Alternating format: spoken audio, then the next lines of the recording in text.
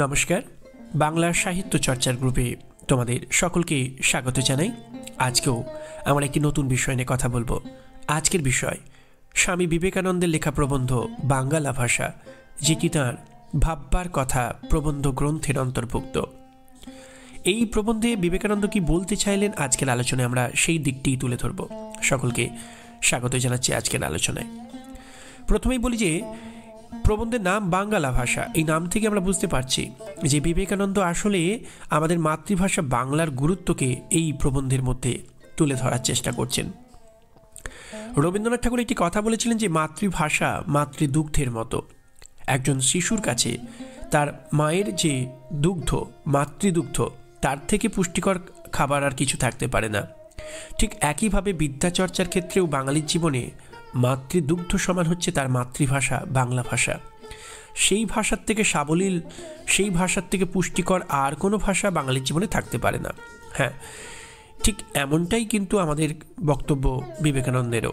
তিনি তার বাংলা ভাষা প্রবন্ধে আসলে যেটা দেখাতে চাইছেন যে আমরা তো প্রতিদিন কথোপকথনের জন্য, দৈনন্দিন যোগাযোগের জন্য মাতৃভাষা বাংলাকে ব্যবহার করে থাকি, কিন্তু যখনই জ্ঞান বিজ্ঞানের চর্চা হয়, যখনই কোনো বিজ্ঞান গ্রন্থ রচনা করি, শাস্ত্র গ্রন্থ রচনা করি, তখন সেই জ্ঞান বিজ্ঞানের চর্চার ক্ষেত্রে কিন্তু আমরা মাতৃভাষা বাংলাকে গুরুত্ব দিই না, আমরা গুরুত্ব দিই সংস্কৃত ভাষাকে। বিবেকানন্দ এই প্রবন্ধে আসলে আমাদের যে সংস্কৃত প্রবণতা শাস্ত্র চর্চার ক্ষেত্রে, বিজ্ঞান চর্চার ক্ষেত্রে, জ্ঞান বিজ্ঞানের ক্ষেত্রে, সেই সংস্কৃত চর্চার জায়গা থেকে সরে এসে আমাদের বিদ্যাচর্চার ক্ষেত্রেও মাতৃভাষাকেই অবলম্বন করবার কথা তিনি আমাদেরকে বলেছেন বা বুঝিয়েছেন। আসলে বিবেকানন্দ যে পয়েন্টটাকে খুব গুরুত্বের সঙ্গে দেখছেন তা হচ্ছে যে তিনি মনে করেন যে ভাষা তো ভাব প্রকাশের মাধ্যম। হ্যাঁ, আমরা আমাদের মনের ভাবটাকে প্রকাশ করতে অবলম্বন করে থাকি ভাষাকে, কিন্তু মনে রাখতে হবে ভাষা কিন্তু একটা মাধ্যম মাত্র, তার কাজ হচ্ছে ভাবটাকে প্রকাশ করা। তাই বিবেকানন্দ খুব চমৎকারভাবে কথাটি বলছেন যে ভাষা ভাবের বাহক, ভাবই প্রধান, ভাষা পরে। হ্যাঁ, ভাবটাই আগে, ভাবটাকে প্রকাশ করার জন্যই না আমরা ভাষাটাকে ব্যবহার করছি। যদি ভাষা ব্যবহার না করেও ভাব প্রকাশ করা যেত তাহলে বোধহয় ভাষার প্রয়োজনীয়তা দেখা দিত না। তাহলে ভাষার কাজ হচ্ছে আমার ভাবটাকে অন্যের কাছে পৌঁছে দেওয়া।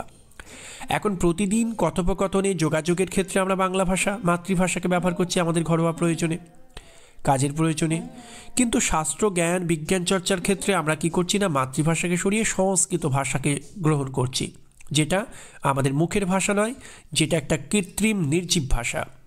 কিন্তু প্রশ্ন হলো, ভাষার কাজ যদি ভাবটাকে প্রকাশ করা হয়, একটা বক্তব্যকে তুলে ধরা হয়, তাহলে তাকে সার্থকভাবে ফুটিয়ে তোলবার জন্য তো ভাষাটার একটা বিরাট ভূমিকা রয়েছে।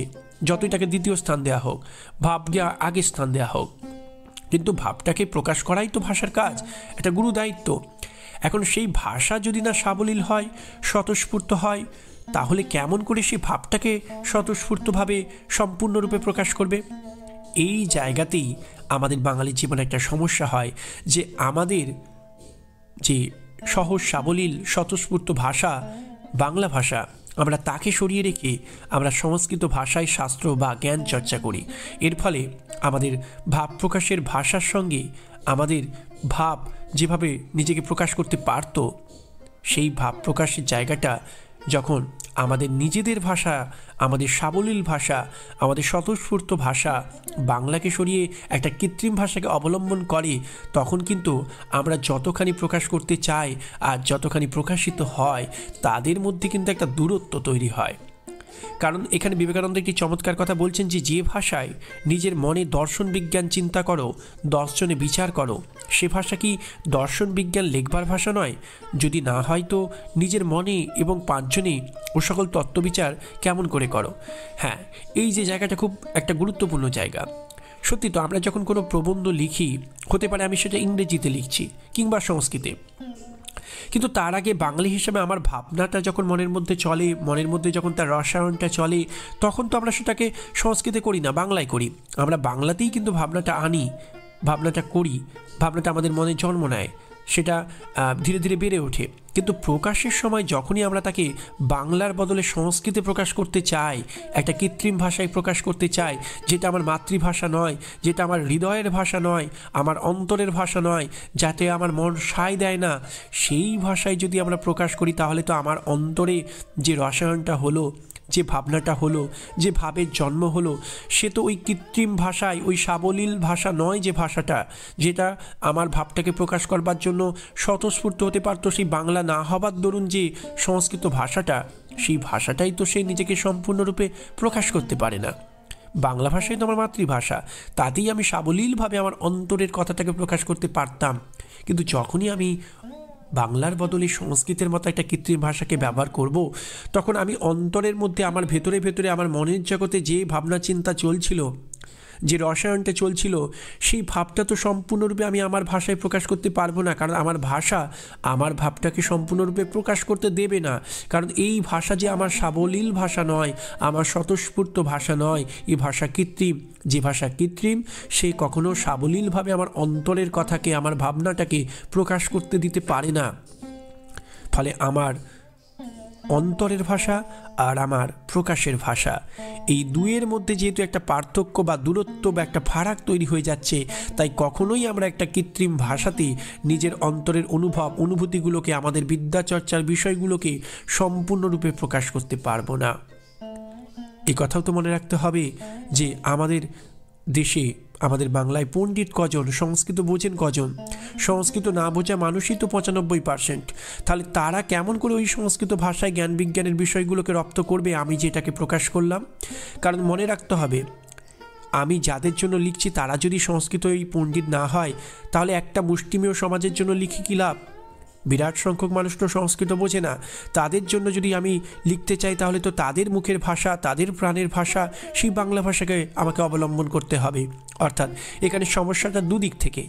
একদিকে যেমন আমি যাদের জন্য লিখছি তারা বাংলাটাই সহজ, বাংলাটাতে সাবলীল, বাংলাটাতেই স্বতঃস্ফূর্ত, তাই তাদেরকে যদি আমি জ্ঞান বিজ্ঞানের বিষয়কে জানাতে চাই, আমার অনুভবগুলোকে, অনুভূতিগুলোকে, আমার ভাবনা চিন্তাগুলোকে তাদের কাছে পৌঁছে দিতে চাই, তাহলে সেই ভাবটাকে সার্থকভাবে তাদের কাছে পৌঁছে দেবার জন্য আমাকে সংস্কৃত নয়, বাংলা ভাষাকে অবলম্বন করতে হবে, কারণ সেই ভাষাটা তারা বোঝে।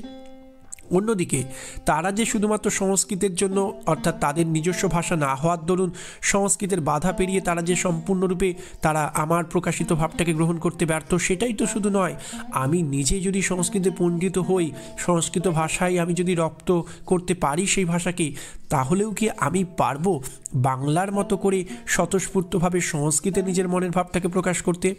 যখনই আমার মনের মধ্যে ভাবনা চিন্তাটা চলছে বাংলায়, অথচ প্রকাশ করছি তাকে সংস্কৃতে, তখন এই অন্তরের ভাষা আর প্রকাশের ভাষার মধ্যে যে ব্যবধান তৈরি হয়ে যাচ্ছে, সেটা কি আমার ভাবটাকে সম্পূর্ণরূপে প্রকাশ করবার ক্ষেত্রেও একটা বাধা তৈরি করছে না? এই জায়গাটাই কিন্তু বিবেকানন্দ আমাদের কাছে তুলে ধরবার চেষ্টা করেছেন।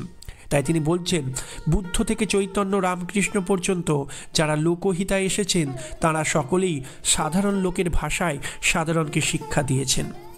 পাণ্ডিত্য অবশ্যই উৎকৃষ্ট, কিন্তু কটমট ভাষা যা অপ্রাকৃতিক, কল্পিত মাত্র, তাতে ছাড়া কি আর পাণ্ডিত্য হয় না? চলিত ভাষায় কি আর শিল্প নৈপুণ্য হয় না? স্বাভাবিক ভাষা ছেড়ে একটা অস্বাভাবিক ভাষা তৈরি করে কি হবে? এই যে জায়গাটা, যে স্বাভাবিক ভাষা অর্থাৎ আমাদের মাতৃভাষা বাংলাকে ছেড়ে দিয়ে একটা কৃত্রিম ভাষায় কেন পাণ্ডিত্য আমরা প্রকাশ করব? আমাদের মাতৃভাষারও তো সেই ক্ষমতা আছে নিজেকে সম্পূর্ণরূপে একটি ভাবনাকে, বক্তব্যকে, আমাদের অন্তরের কথাকে সম্পূর্ণরূপে গ্রন্থাকারে প্রকাশ করবার। তাহলে কেন আমরা কৃত্রিম, নির্জীব, যে ভাষা আমার প্রাণের ভাষা নয়, সেই সংস্কৃত ভাষায় কথা বলবো, সেই সংস্কৃত ভাষাতে আমরা বিদ্যাচর্চা করব? এই জায়গাটাই কিন্তু বিবেকানন্দ ধরিয়ে দিতে চাইছেন। তাই তো তিনি বলছেন, ও ভাষায় যেমন জোর, যেমন অল্পের মধ্যে অনেক, যেমন যেদিকে ফেরাও সেদিকে ফেরে, তেমন কোনো তৈরি ভাষা কোনো কালে হবে না। কোন ভাষার কথা বলছেন বিবেকানন্দ? এখানে তো বাংলা ভাষার কথা বলছেন। যে ভাষা আমার প্রাণের ভাষা, যে ভাষা আমার মায়ের মুখ থেকে শোনা আমার মাতৃভাষা, সে ভাষা যতখানি আমার কাছে স্বতঃস্ফূর্ত হয়ে ধরা দেয়, যতখানি আমি তাকে স্বতঃস্ফূর্তভাবে ব্যবহার করতে পারি, তা কি আমি অন্য কোনো ভাষা ক্ষেত্রে পারবো না।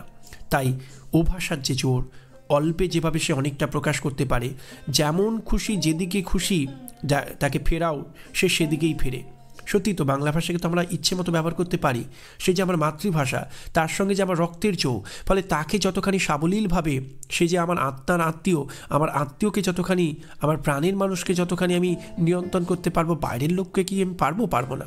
তাহলে কেন আমি আমার মাতৃভাষা, যে ভাষা আমার কাছে সহজ, যার মধ্যে অনেক ক্ষমতা, যাকে ইচ্ছে মতো ব্যবহার করা যায়, যেদিকে খুশি ঘোরানো যায়, যার মধ্য দিয়ে অল্পে অনেকখানি ভাব প্রকাশ করা যায়, এই যে ভাব প্রকাশের জন্য যে যার অল্পটুকু অবস্থানই অনেকটা ভূমিকা নেয়, কেন আমি মিথ্যা সংস্কৃতের বাগাড়ম্বর নিয়ে অনেকখানি ভাষা ব্যবহার করে, অনেকখানি বর্ণনা দিয়ে, কেন এত কৃত্রিমতাকে অবলম্বন করেও আমি আমার ভাবটাকে আংশিক পরিমাণে তুলে ধরবো? কারণ সে যে অনেকটা ব্যবহার করেও সে যে আমার প্রাণের ভাষা না হওয়ার দরুন আমার অন্তরের কথাটাকে সবটুকু বলতে পারবে না। আর আমার বাংলা ভাষা, সে যে আমার প্রাণের ভাষা, মায়ের ভাষা, তাই সে ভাষা যে আমি অল্পটুকু ব্যবহার করেও অনেকখানি প্রকাশ করতে পারি, কারণ তার সঙ্গে আমার ভাবনার যে একটা আত্মার আত্মীয়তার যোগ। অর্থাৎ বিবেকানন্দ তার বাংলা ভাষা প্রবন্ধে যা বলতে চেয়েছেন বারবার, সে হচ্ছে যে মাতৃভাষা আমাদের বাংলা, সে ভাষায় শুধু আমরা প্রতিদিন কথোপকথন করব, যোগাযোগ করব তাই নয়, আমাদের জ্ঞান বিজ্ঞানের চর্চার ক্ষেত্রেও সেই ভাষাকেই অবলম্বন করা উচিত। কারণ তিনি মনে করেন ভাষা ভাব প্রকাশের মাধ্যম, ভাষা আগে নয়, ভাব আগে। ভাবকে প্রকাশ করাই ভাষার কাজ। দৈনন্দিন জীবনে কথা বলার ক্ষেত্রেও যেমন আমরা ভাব প্রকাশ করি, তেমনি জ্ঞান বিজ্ঞানের বই রচনা করলেও বা শাস্ত্রের বই রচনা করলেও তার মধ্য দিয়েও তো আমি একটা ভাবকে অন্যের কাছে পৌঁছেই দিই। তাহলে সেই ভাব যদি আমি বাংলা ভাষায় প্রকাশ করতাম, আমার প্রাণের ভাষায় প্রকাশ করতাম, তাহলে তো সে অনেক সহজে মানুষের মনে সাড়া জাগাতে পারত। আমার অন্তরের কথাটুকুকে সবটুকু সে নিগড়ে নিয়ে প্রকাশ করতে পারত।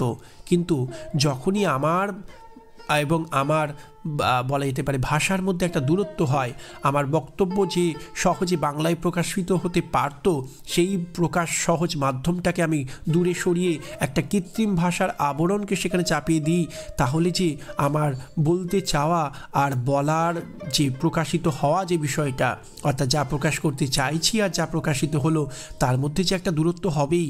কারণ আমার ভাষা যে সংস্কৃত নয়, সে ভাষায় যে আমি সহজ নই, ফলে সেই অসহজ বলা যেতে পারে কৃত্রিম যে ভাষা, তা কখনোই আমার অন্তরের কথাকে প্রকাশ করতে সক্ষম নয়। আর অন্তরের কথাকে যা সক্ষম রূপে, সার্থক রূপে প্রকাশ করতে পারে না, সেই ভাষায় জ্ঞান বিজ্ঞানের চর্চা করলেও তো সে একই সমস্যা তৈরি করবে। সেখানেও যে আমাদের জ্ঞান বিজ্ঞানের চর্চা আংশিক হবে। আমি অন্তরে বাংলা ভাষায় সেই জ্ঞান বিজ্ঞানের চর্চা করলাম, রসায়নটাকে ঘটালাম, প্রকাশ করতে গেলে যেই না আমি বাংলাকে সরিয়ে কৃত্রিম মুখের ভাষা নয়, একটা মৃত সংস্কৃত ভাষাকে, নির্জীব ভাষাকে, আড়ম্বরপূর্ণ ভাষাকে ব্যবহার করব, তখনই যে সে অনেকটা ব্যবহৃত হয়েও সে যে আমার ভাবনাটাকে সম্পূর্ণরূপে প্রকাশ করতে পারবে না। সেখানে ভাষার কেরামতি থাকবে, ভাবটার অস্তিত্বটাকে, তার প্রাণ প্রাচুর্যটাকে হারাতে শুরু করবে, ভাবটুকু সেখানে ধীরে ধীরে মরে যাবে। ফলে জ্ঞান বিজ্ঞানের চর্চা শুষ্ক জ্ঞান চর্চা হবে, সে যে প্রাণস্পন্দনে, সজীবতায় ভরে উঠবে না, আমার ভাবনাটাকে পরিপূর্ণরূপে অন্যের কাছে পৌঁছে দিতে পারবে না। এবার প্রশ্ন হচ্ছে যে বিবেকানন্দ বলছেন যে আমরা তো মাতৃভাষা বাংলাকে গ্রহণ করব, কিন্তু আমাদের বাংলায় তো বহু আঞ্চলিক রূপ প্রচলিত আছে। অঞ্চল বিশেষে বাংলা ভাষার বিভিন্ন আঞ্চলিক রূপ, উপভাষাগত পার্থক্য আছে, তার ধ্বনিগত, তার রূপগত পার্থক্য আছে। সেক্ষেত্রে আমরা কোনটাকে গ্রহণ করব? এক্ষেত্রে আমরা সকলেই জানি যে স্ট্যান্ডার্ড বাংলা ভাষারূপে আমরা কলকাতার ভাষাকে গ্রহণ করতে পারি। বিবেকানন্দ বলেছেন যে পূর্ব থেকে হোক বা পশ্চিম থেকে হোক, যেখানকারই মানুষ একবার কলকাতার হাওয়া তার গায়ে লাগলেই সে কলকাতার ভাষায় কথা বলে। কারণ আমাদের বাংলা ভাষা যা কিছু সমৃদ্ধি, যা কিছু পূর্ণতা, সেটা সর্বোত্তম রূপে যার মধ্য দিয়ে প্রকাশিত হয়, সেই ভাষাটা মূলত কলকাতার ভাষা। সেই ভাষাটাতেই আমরা আমাদের জ্ঞান বিজ্ঞানের চর্চা করতে পারি। এবং বিবেকানন্দ বলছেন যে যখন দেখতে পাচ্ছি যে কলকাতার ভাষায় অল্প দিনে সমস্ত বাংলাদেশের ভাষা হয়ে যাবে, তখন যদি পুস্তকের ভাষা এবং ঘরের কথা কওয়া ভাষা এক করতে হয়, তো বুদ্ধিমান অবশ্যই কলকাতার ভাষাকেই ভিত্তিস্বরূপ গ্রহণ করবেন। অর্থাৎ ধীরে ধীরে কলকাতার ভাষাই সমস্ত মানুষের মধ্যে ছড়িয়ে পড়ছে। এই অবস্থায় দাঁড়িয়ে যদি আমাদের মুখের ভাষাকে আর আমাদের লেখার ভাষাকে এক করতে হয়, তাহলে আমরা কলকাতার ভাষাকেই সেক্ষেত্রে মূল ভিত্তিস্বরূপ গ্রহণ করতে পারি। অর্থাৎ তিনি চান, এখানে যে কথা তিনি বলতে চাইলেন, যে আমাদের লেখার ভাষা আর আমাদের বলার ভাষা, আমাদের জ্ঞান বিজ্ঞানের চর্চা এবং আমাদের প্রতিদিনের কাজের ভাষা দুটোই এক হোক, এবং সেটা মাতৃভাষা বাংলা হোক, এবং সেক্ষেত্রে মূল ভিত্তিস্বরূপ হোক কলকাতার ভাষা। সেক্ষেত্রে আমার গ্রাম্য সংস্কার, আমার গণ্ডিবদ্ধটাকে নিয়ে আমার গর্বের কিচ্ছু নেই। আমাকে যেটা আমার পক্ষে উপযুক্ত, আমার ভাবনাটাকে প্রকাশের পক্ষে উপযুক্ত, আমাকে সেইটুকু গ্রহণ করবার মতো সেইটুকু উদারতা দেখাতে হবে। আমার গ্রামীণ আঞ্চলিকতার গণ্ডিটাকে আমাকে টপকাতেই হবে।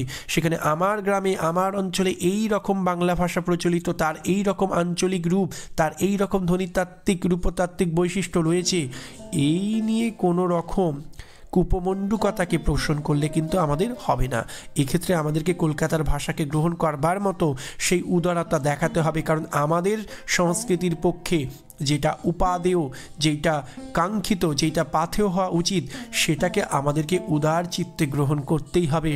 এবং সেক্ষেত্রে মাতৃভাষা হিসেবে আমাদেরকে কলকাতার ভাষাকেই আমাদের ভাব প্রকাশের ভাষা, আমাদের লেখার ভাষা, জ্ঞান বিজ্ঞানের চর্চার প্রধানতম অবলম্বন করতে হবে। হ্যাঁ, অঞ্চল বিশেষে নিজস্ব মুখের ভাষায় কিছু ফারাক থাকতেই পারে আঞ্চলিক রূপ হিসাবে, অন্তত লেখার ভাষায়, যেটা সর্বজন সম্মত, যে ভাষায় প্রত্যেকেই কথা বলতে চায়, যে ভাষার হাওয়া প্রত্যেকের গায়ে লাগে, সেই কলকাতার ভাষাটাকেই, সেই স্ট্যান্ডার্ড বেঙ্গলি ল্যাঙ্গুয়েজকেই আমাদেরকে অ্যাকসেপ্ট করতে হবে, গ্রহণ করতে হবে। তাই পরিশেষে আমরা যে কথা দিয়ে আমাদের বিবেকানন্দ তার আলোচনা শেষ করেছেন, সেই কথাই একটু আসা যেতে পারে। তিনি বলছেন যে যেটা ভাবহীন প্রাণহীন, সে ভাষা, সে শিল্প, সে সঙ্গীত কোনো কাজের নয়। এই যে যা ভাবহীন, যা প্রাণহীন, সংস্কৃত ভাষা কিন্তু আমাদের কাছে প্রাণহীন। সেই নির্জীব মৃতপ্রায় ভাষায় যদি আমরা কোনো কিছু চর্চা করি, তাহলে সেই পুরো সৃষ্টিটাই কিন্তু ব্যর্থ হতে বাধ্য। কারণ আবারও বলতে হয় যে ভাষার কাজ হচ্ছে ভাবটাকে প্রকাশ করা। তাই ভাবকে পরিপূর্ণরূপে প্রকাশ করতে গেলে ভাষাকে ভাবের, বলা যেতে পারে, অনুকূলে হতে হবে, তাকে তার আত্মীয় হতে হবে। কারণ আবারও বলতে হয় যে ভাষা তো শুধুই প্রকাশ মাধ্যম, তাই তাকে সবসময় যাকে সে প্রকাশ করছে তার দিকে, তার অনুকূলে তাকে নিজেকে তৈরি করে নিতেই হয়। ফলে মাতৃভাষা বাংলার থেকে সজীব, বলা যেতে পারে, ভাষা আমাদের জীবনে আর কিছু হতে পারে না। তাই তিনি বলছেন যে যে ভাষা, মানে যা ভাবহীন প্রাণহীন, সে ভাষা, সে শিল্প, সে সঙ্গীত কোনো কাজের নয়। অর্থাৎ ভাবহীন প্রাণহীন কোনো কিছুই আমাদের জীবনে কাঙ্ক্ষিত হতে পারে না। তেমনি ভাষার ক্ষেত্রেও আমরা সংস্কৃতের মতো নির্জীব প্রাণহীন একটি ভাষাকে গ্রহণ করতে পারি না। সে ভাষা মৃতপ্রায় ভাষা। সে ভাষা গ্রহণ করবার অর্থ হচ্ছে আমাদের সমাজটা, আমাদের সংস্কৃতিটা মৃতপ্রায় হয়ে পড়েছে।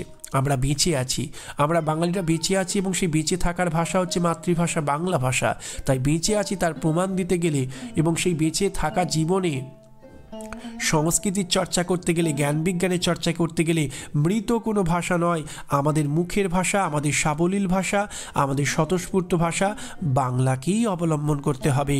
কারণ যে কথা বিবেকানন্দ বলেছেন যে নির্জীব প্রাণহীন ভাবহীন কোনো সৃষ্টি, কোনো শিল্পকলাই কখনো কাঙ্ক্ষিত হতে পারে না। তাহলে ভাষার ক্ষেত্রে কেন আমরা কৃত্রিম একটি ভাষায় আমাদের সাহিত্য চর্চা করব, জ্ঞান চর্চা করব, বিজ্ঞানের চর্চা করব? কারণ তাকেও তো প্রাণ প্রাচুর্যে ভরিয়ে দিতে হবে। আর কৃত্রিম ভাষায় যখনই আমরা এই চর্চা করব জ্ঞান বিজ্ঞানে, তখনই তো তা নির্জীব হয়ে পড়বে। তাকে সজীব করে তুলতে গেলে তাকে আমাদের মুখের সজীব ভাষাতেই প্রকাশ করতে হবে। এই জায়গাটাই কিন্তু বিবেকানন্দ আমাদেরকে ধরিয়ে দিচ্ছেন। তাই তো তিনি বলছেন, দুটো চলিত কথায় যে ভাবরাশি আসবে তা 2000 ছাঁদি বিশেষণেও নাই। এই যে মায়ের ভাষা বাংলা, সে ভাষায় দুটো চলিত কথাতেও যতখানি আমরা নিজেকে প্রকাশ করতে পারি, ওই যে বলেছিলেন একটু আগেই, অল্প কথাতেই যতখানি বেশি করে প্রকাশ করতে পারি, সেটা তো সংস্কৃতের আড়ম্বরপূর্ণ ভাষায় অনেক অনেক, বলা যেতে পারে, আড়ম্বরপূর্ণ আতিশয্যপূর্ণ উক্তি করেও যে সেই ভাবটুকুকে আমরা প্রকাশ করতে পারবো না। সেখানে শব্দ শুধুই আড়ম্বর হবে, সে ভেতরে ভেতরে, বলা যেতে পারে, তার সারবত্তাকে, তার অন্তরের সার বস্তুটাকে সে যে হারিয়ে ফেলবে। আর সেটা হচ্ছে তার প্রাণ স্পন্দন, তার ভাব, সেই ভাব, সেই প্রাণ, সেই সজীবতাকে যদি সে রক্ষা করতে চায়, তাহলে তাকে আমাদের প্রাণের ভাষা বাংলাকেই অবলম্বন করতে হবে। তাই তো এই যে জায়গাটি বিবেকানন্দ তুলে ধরেছেন যে তখন দেবতার মূর্তি দেখলেই ভক্তি হবে, গহনা পরা মেয়ে মাত্রই দেবী বলে বোধ হবে, আর বাড়ি ঘরদোর সব প্রাণ স্পন্দনে ডগমগ করবে। অর্থাৎ যদি স্বতঃস্ফূর্ত হতে চাও জীবনে, সাবলীল হতে চাও জীবনে, তাহলে মাতৃভাষা বাংলাকে অবলম্বন করো। তাহলে আমাদের দেবতার মূর্তি দেখলেই ভক্তি হবে, গহনা পরা মেয়ে মাত্রই দেবী বলে বোধ হবে, আর বাড়িঘর দোর প্রাণ স্পন্দনে ভরে উঠবে। অর্থাৎ তখন আড়ম্বরের প্রয়োজন হবে না, হৃদয় স্বতঃস্ফূর্তভাবে যেটা যা তার প্রতি সহজাত যে ভক্তি শ্রদ্ধা সেটা নিবেদন করবে। সেখানে কৃত্রিমতার প্রয়োজন নেই, সেখানে জোর করবার প্রয়োজন নেই, জোর করে মনকে আকর্ষণ করবার প্রয়োজন নেই। অন্তর আপনা থেকেই সাড়া দেবে। যা কিছু সাবলীল, যা কিছু স্বতঃস্ফূর্ত, যা কিছু প্রাণ প্রাচুর্যে ভরা, তাতে আমাদের অন্তর আপনা থেকেই সাড়া দেয়। আর সেটা যদি আমাদের জ্ঞান বিজ্ঞানের চর্চার ক্ষেত্রেও কার্যকরী করতে হয়, তাহলে আমাদের প্রাণের ভাষা, মায়ের ভাষা বাংলাকেই সেখানে গ্রহণ করতে হবে। তাই তো বিবেকানন্দের কথা এখন বুঝবে যে জাতীয় জীবনে যেমন যেমন বল আসবে, তেমন তেমন ভাষা, শিল্প, সঙ্গীত প্রভৃতি আপনা আপনি ভাবময় প্রাণপূর্ণ হয়ে দাঁড়াবে। এই যে জাতীয় জীবনের প্রাণস্পন্দন আপনা থেকেই লেখালেখির মধ্যে, শিল্প, ভাষা, সঙ্গীতের মধ্যে আপনা আপনি ভাবময় হয়ে উঠবে, প্রাণপূর্ণ হয়ে উঠবে। এর কথা হচ্ছে যে জাতীয় জীবনের, বাঙালি জীবনের অন্তরের যা তাগিদ, সেটাকেই সাহিত্যের মধ্যে, জ্ঞানের চর্চার মধ্যে আপনা থেকে স্বতঃস্ফূর্তভাবে প্রকাশ করবার সুযোগ দিতে হবে। তবেই তো আমাদের জীবনটা প্রাণস্পন্দনে ভরে উঠবে। আর সেটাকে যদি করতে দিতে হয়, তাহলে মাতৃভাষা ছাড়া আমাদের আর দ্বিতীয় কোনো বিকল্প থাকতে পারে না। কারণ রবীন্দ্রনাথের কথায় মাতৃভাষা মাতৃদুগ্ধের মতো। এটা তো সত্যি কথাই। শেষে একটা উদাহরণ দিয়ে আমরা বিষয়টিকে শেষ করব, যে আমার অন্তরে একটি ভাব এলো, আমি যদি বাংলা ভাষায় সেটাকে কবিতার আকারে রূপ দিই যতখানি সহজে পারবো, আমি যদি ইংরেজি ভাষায় রূপ দিতে চাই, তাহলে ইংরেজি ভাষার যে কৃত্রিমতা, আমার পক্ষে অন্তত তার যে কৃত্রিমতা, সেই ব্যবধানটাকে ঘুচিয়ে দূর করে আমি কি বাংলার মতো স্বতঃস্ফূর্তভাবে আমার অন্তরের কথাটাকে প্রকাশ করতে পারবো? আমি কি আমার অন্তরের কথাটাকে প্রকাশ করতে গিয়ে ইংরেজিতে বারবার শব্দ হাতড়ে বেরোবো না? তখন কি আমার ভাবটা কিছুটাও, তার যে অস্তিত্ব, তার যে প্রাণপ্রাচুর্য, সেটা কি কিছুটা হলেও ফিকে হয়ে যাবে না?